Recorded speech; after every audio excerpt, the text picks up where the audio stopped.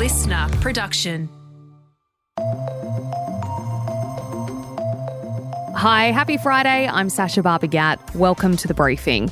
Should Australia be accepting nuclear waste from other countries? It's a question that sprung up this week after revelations Australia could become a dumping ground for waste from US and UK nuclear submarines under the AUKUS Pact.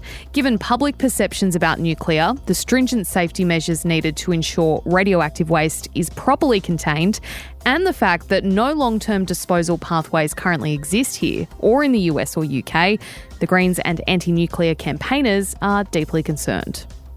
There certainly seems to be a legacy in Australia of fear from not nuclear power, but nuclear weapons. And there still seems to be an association in Australia between nuclear weapons and nuclear power. In today's deep dive, we're speaking with a nuclear physicist to get his take on these latest AUKUS developments and whether there is a need to be worried about Australia becoming a nuclear waste storage site. First, though, here are today's headlines with Bension Siebert. It's Friday, the 5th of April.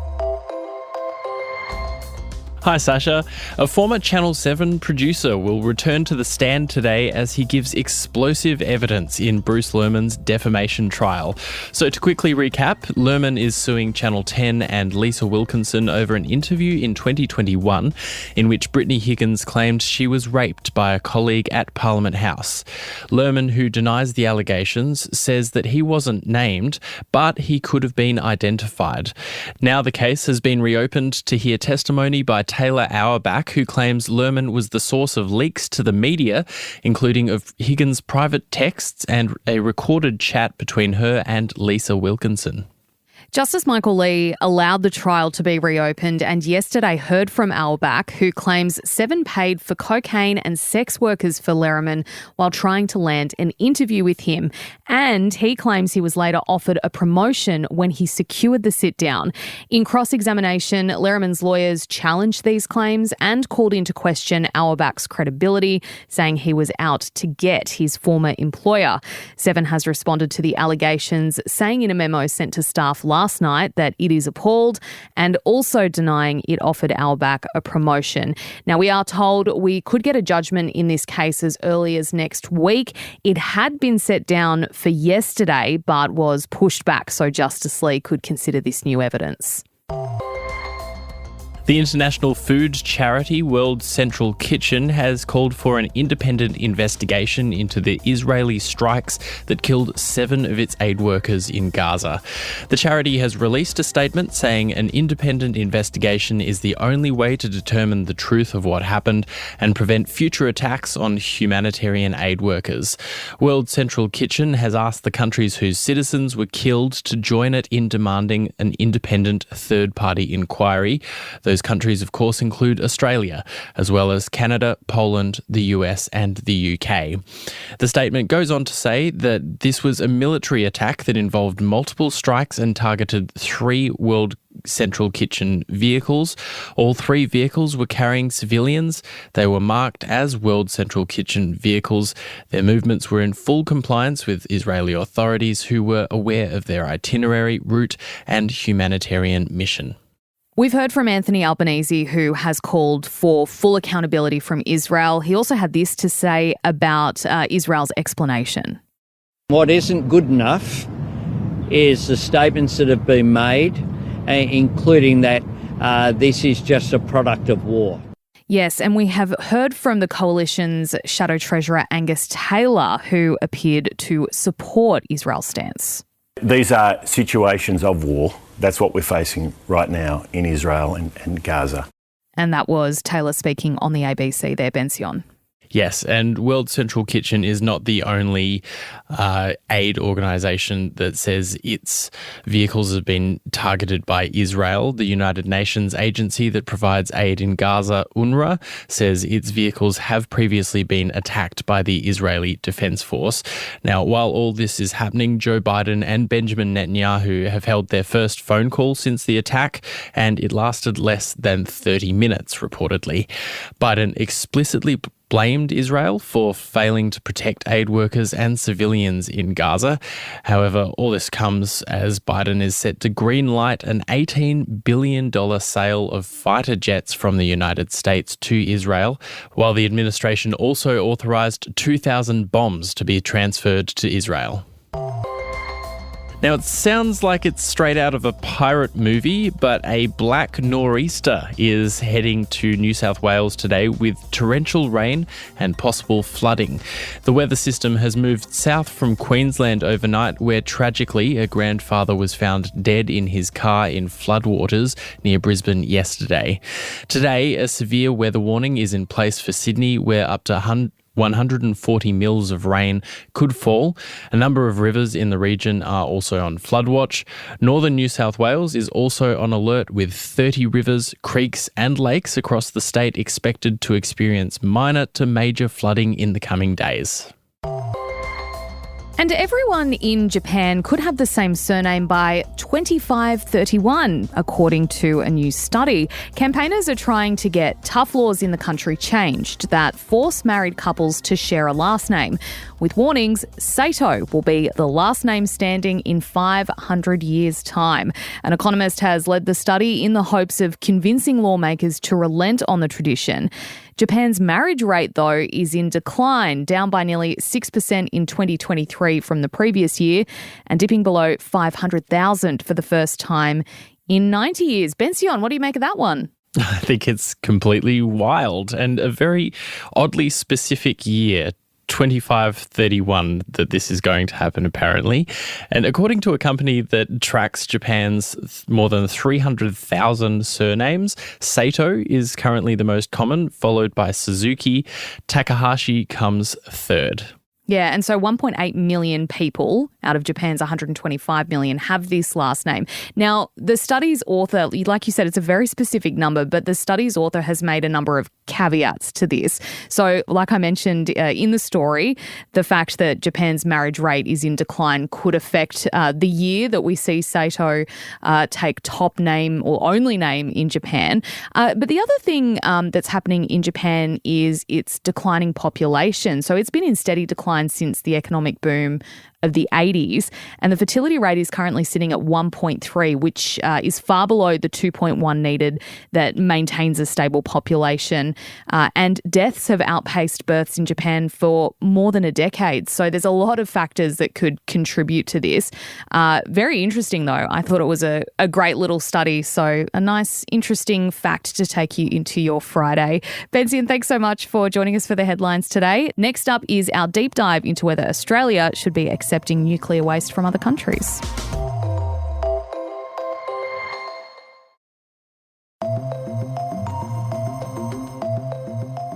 In 2021, Australia, the US and the UK signed the AUKUS Pact. It's essentially a security alliance between the three countries, designed to increase America and Britain's presence in the Indo-Pacific and strengthen military ties between the three nations. The big headline news from the AUKUS Pact was securing nuclear-powered submarines for Australia, while still upholding our nuclear non-proliferation standards. Right now, a parliamentary inquiry is looking into a bill that was brought in last November. It's looking to establish a framework to regulate the safety around our new nuclear-powered sub-fleet. Last week, this inquiry heard that as part of the AUKUS deal, Australia could end up as a storage facility for radioactive waste created by these submarines, whether it comes from ours or from the subs of our allies. Essentially, the US and UK could send their nuclear waste down under and we'd have to deal with it. It's understandably sparked concerns, especially from the Greens and anti-nuclear campaigners. But how worried should we really be? To find out, I'm joined now by nuclear physicist Tony Irwin from the Australian National University. Tony, thanks for your time. This legislation would allow for the creation of facilities in Australia for, quote, managing, storing or disposing of radioactive waste from an AUKUS submarine. Should we be worried about this? Okay, so I think the first thing is to look at what's an AUKUS submarine and what sort of waste does it produce. So an AUKUS submarine is defined as either an Australian nuclear-powered submarine, so that's the ones, the first of those will be the Virginia class that we acquire in 2033, or it can be a US or UK nuclear-powered submarine. that's operating in Australian waters. So there's going to be this rotational force west based near Perth. So those are the two sorts of submarines that are covered under AUKUS. Now, as to what sort of waste it produces, so similar to any nuclear power plant, the day-to-day operations only produce low-level waste. So that's low-activity waste. Typically, it's cleaning cloths, materials, seals, resins, odd bits from sort of the routine maintenance of the plant. So the amount that it would produce is very low. Even a very large nuclear power plant produces about 2 shipping containers a year of low-level waste. And it's just packed into drums and you can sort of stand beside it. It's not highly radioactive. So a small nuclear-powered submarine, after maintenance at, say, HMS Stirling, is going to produce a very small amount of low-level waste. Okay, so that might signal that maybe it's not something that we have to be super concerned about, because the Greens and anti-nuclear campaigners have come out pretty hard against this. Yeah, so for instance, at ANSTO, we're producing low-level waste from the routine operations of the reactor and the medical isotopes all the time. Well, let's explain what ANSTO is, because we're living here based in Sydney. I drive past ANSTO fairly regularly, but our other listeners around the country might not know what ANSTO is. So explain to us what the facility does. Right, so to sort of go back in history, Australia was in it right at the start of the nuclear age. You know, when HIFAR reactor, the first reactor at Lucas Heights was established in 1958, it was the first reactor in the Southern Hemisphere, and it produced medical isotopes and irradiated silicon, etc. And eventually it got, sort of towards the end of its life. So there was a replacement reactor. So the Australian Nuclear Science and Technology Organisation, ANSTO, got a licence to construct this new reactor, the OPAL reactor. And that's the one that's operating now, produces all the medical isotopes, irradiates silicon for the semiconductor industry, for all the renewables, and neutron beams for research. So that's situated sort of 35 kilometres south of the Sydney CBD, and it's been there operating since 2006. So Australia produces about 45 cubic metres of low-level waste per year. Most of that is the medical waste. Mm-hmm.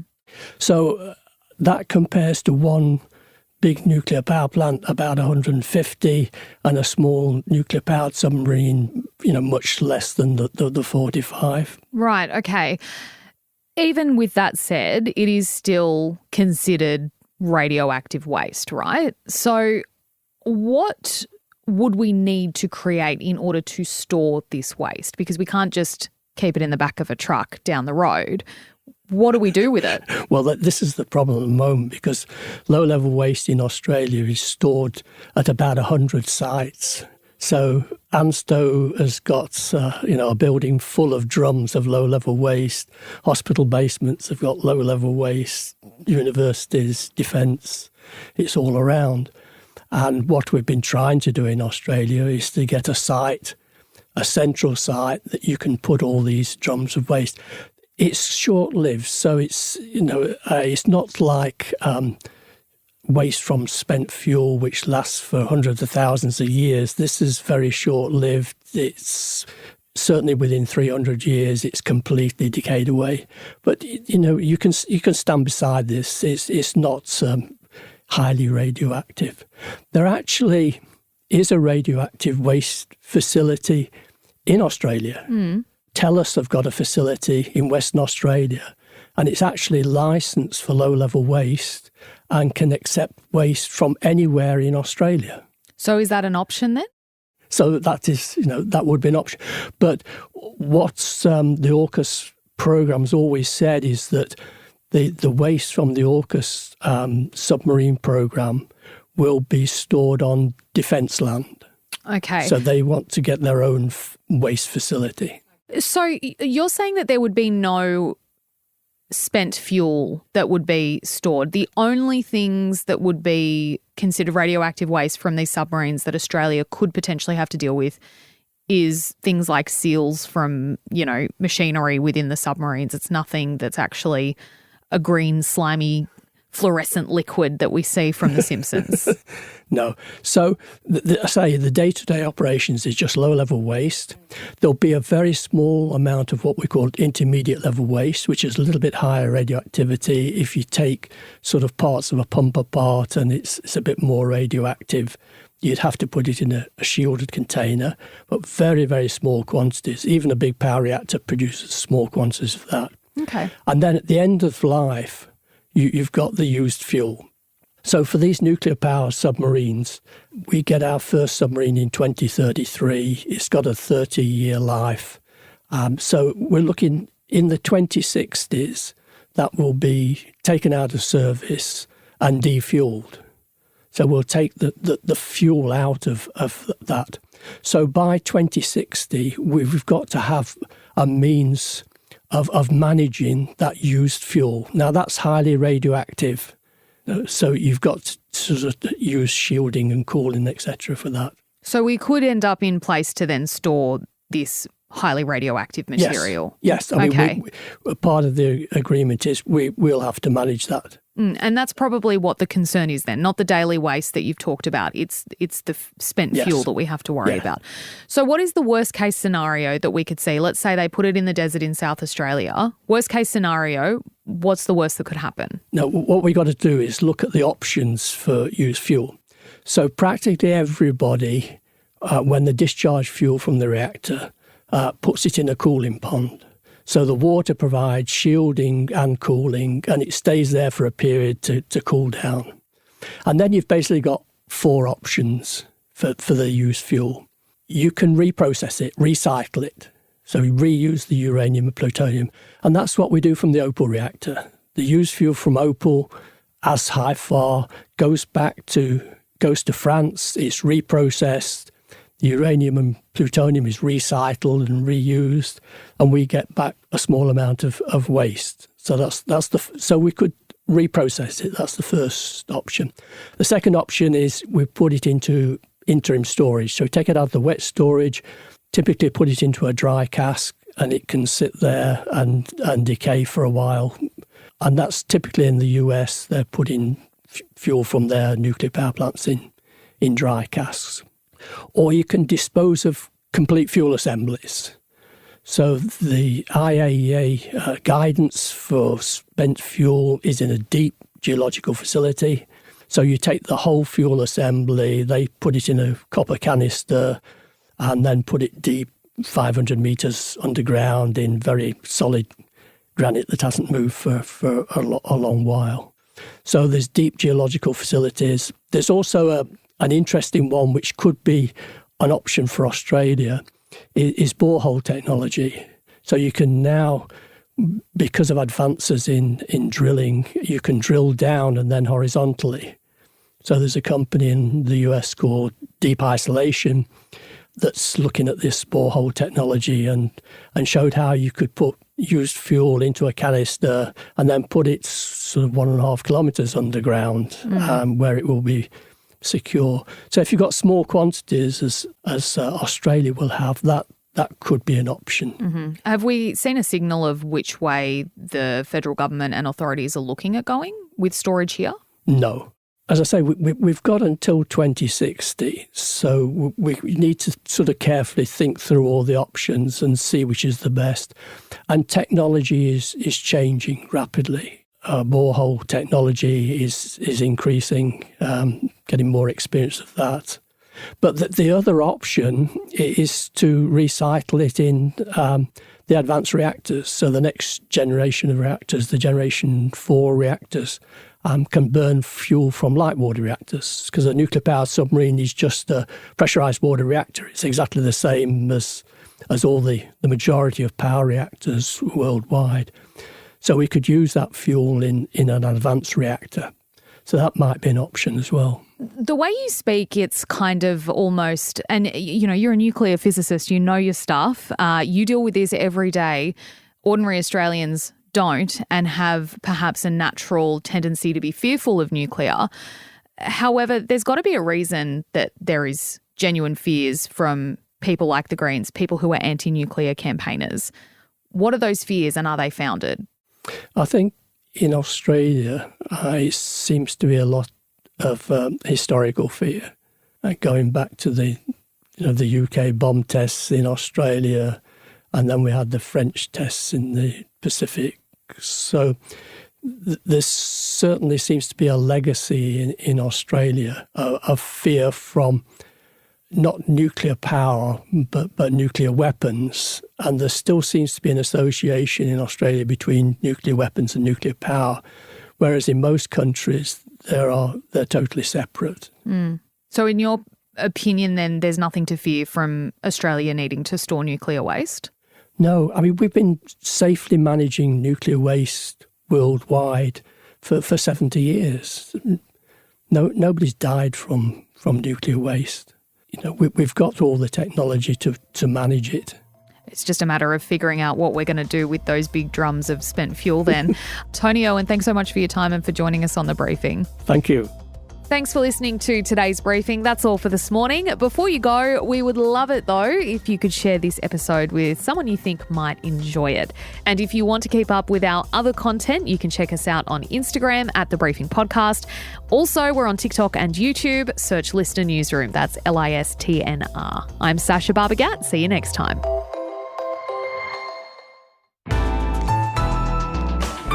Listener.